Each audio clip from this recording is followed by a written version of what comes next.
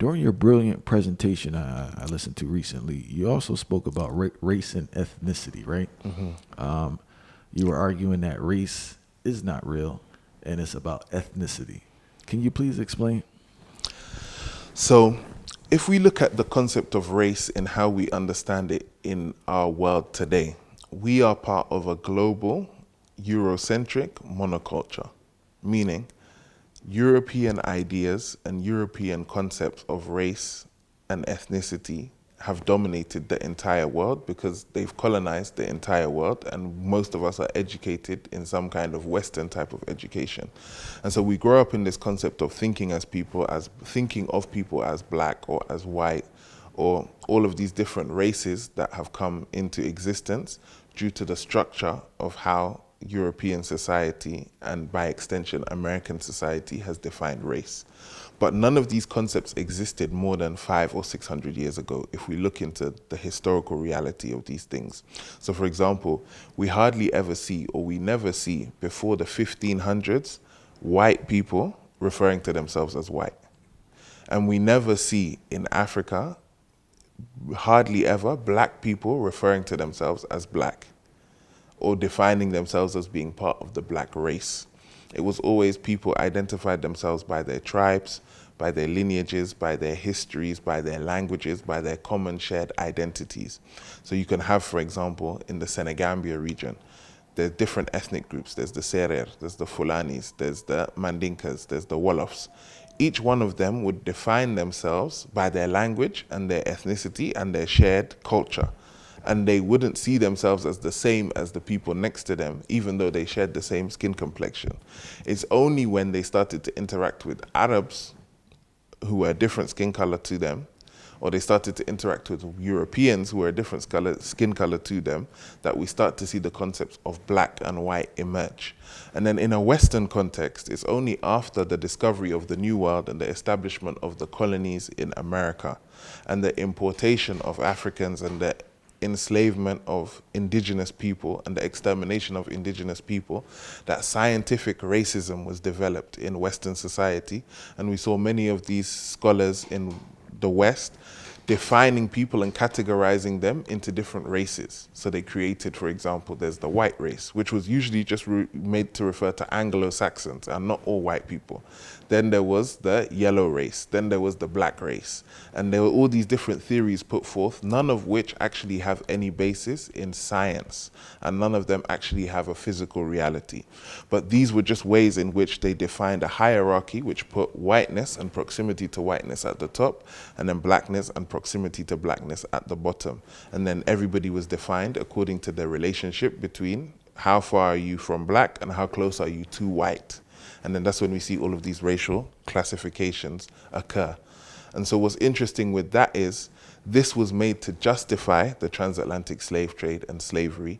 And this concept of race was created to justify this hierarchy that was put in place in the New World and is still in place if we look about the reality of the situation. And do you believe this concept of race is why Arabs don't identify as Africans?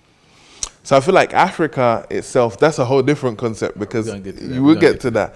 But in, for example, Western society or Western influence society, the closer you are to white and proximity to whiteness, the better it is for you in the hierarchical structure.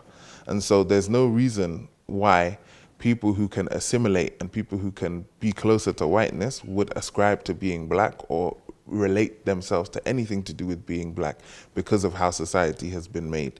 And there's an interesting case with this.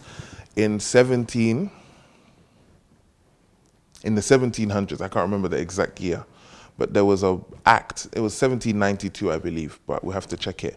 There was an act introduced in the South Carolina Negro laws called the Moores Sundry Act. And this was interesting because what had happened was there was a group of enslaved black people who came to the court and they said to the court, we are petitioning to be free from slavery and we're petitioning to be independent people and we're petitioning to not be subject to the same laws as the rest of the Negroes because we're not black, we are Moors. And so what that meant was, and they amended the act, is that they said because Morocco, which was a North African nation, which was an Arab nation, had the longest ever treaty of friendship with America, because they were the first country in 1777 to recognize America as an independent nation. There was a treaty between the citizens of Morocco, who were referred to by Europeans as Moors, with the Americans.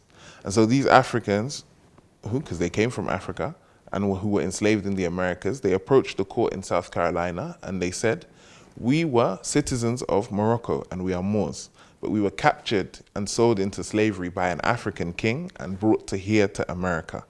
And so we shouldn't be classified as the rest of the black people here, because they are sub-Saharan Africans, they're blacks, they're Negroes. We're not Negroes, we are Moors.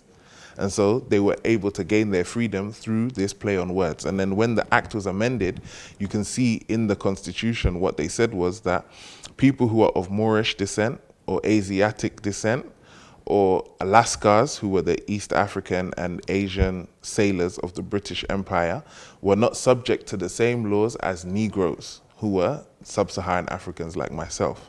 And so they made this racial classification to people who are all from the same continent, because they're all African, and they clearly probably even had the same skin tone as the rest of the people that were enslaved. And then even something that's interesting is that black is not an ethnicity in American society, it's a social class. Because we have, for example, if you look at Thomas Jefferson's enslaved concubine, Sally Hemings, her father was white and her mother was half white and half black. So she was 3/4 white and 1/4, only 25% black.